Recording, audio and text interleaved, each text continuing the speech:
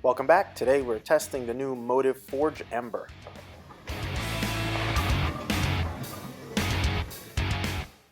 If you like what we do, follow us on Facebook, Instagram, YouTube. Don't forget to subscribe and check us out on Patreon.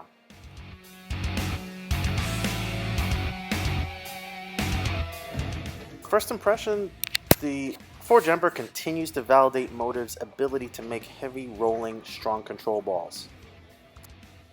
Alright, firstly, the Motiv Forge Ember is every bit of the 2000 Grid Abalone finish, or LSS. I mean, we tested this ball alongside another brand ball that also says 2000 factory finish, and they're massively different. I mean, in fact, I could actually see the scuffs from the pads coming from the factory.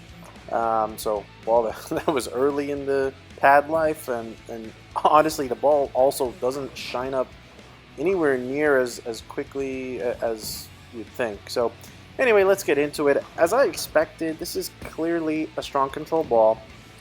We'll compare it to the original Forge later on in the video with Brian, which also fits in that category. The big thing with this ball is how strong it is in the mid lane. The core's desire to get into a roll quickly, as well as a pretty strong cover, meant early read. The house shot honestly isn't truly enough volume for this strong of a ball. I had to take advantage of the fresh oil while it was there for a pretty short period of time, and this was really the only way to get this ball to store enough energy to carry with how much mid-lane read it offers. At the same time, I really couldn't get straight enough to get it down lane with my current physical issues. I know Motiv talks about getting a bit more angle with the hybrid cover while still getting read, and while that is somewhat true, this is mostly a pretty smooth, strong control ball. Obviously, big ball, big surface.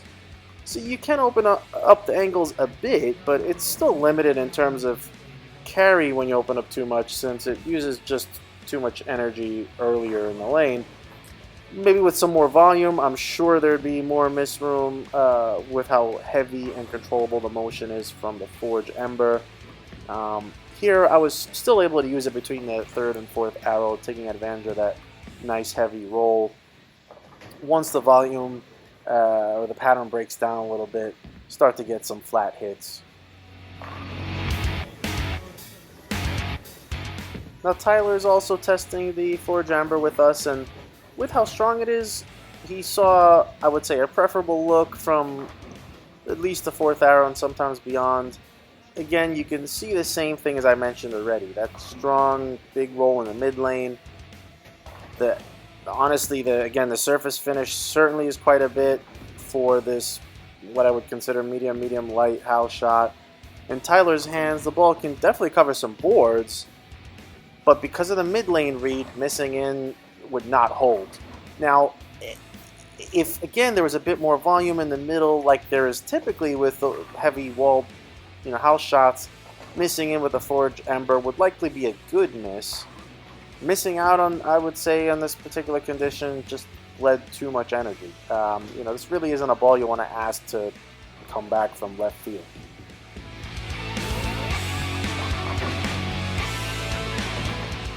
Alright, so now we have Brian testing the Motiv Forge Ember, and for context, of all the balls we've tested, the original Forge remains his strong control ball.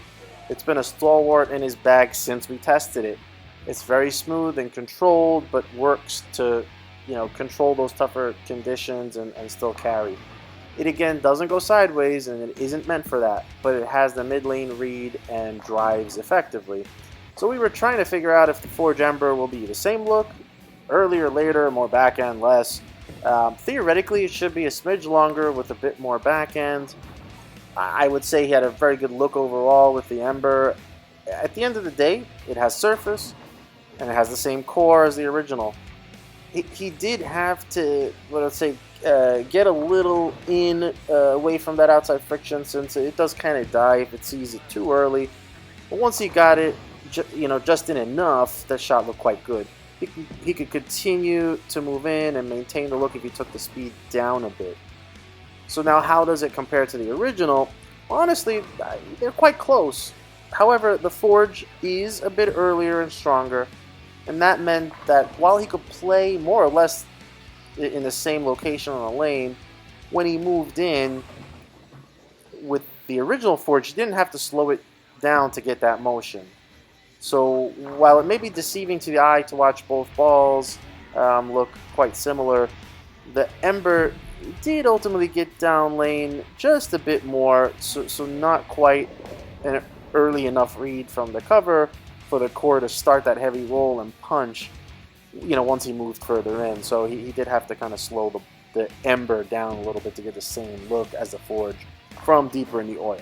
Bottom line was, it was close enough that he could see it as a replacement for his beloved Forge when that one is finally out of commission. Alright, so my final thoughts.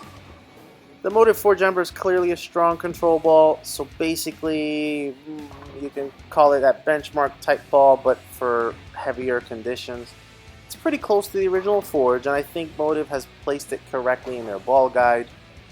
What I don't agree with is where they have the Trinodyssey as being smoother than the Forge Ember. That seems a bit confusing. Nevertheless, if you stick to my arsenal building methodology, this one is easy to slot in the bag.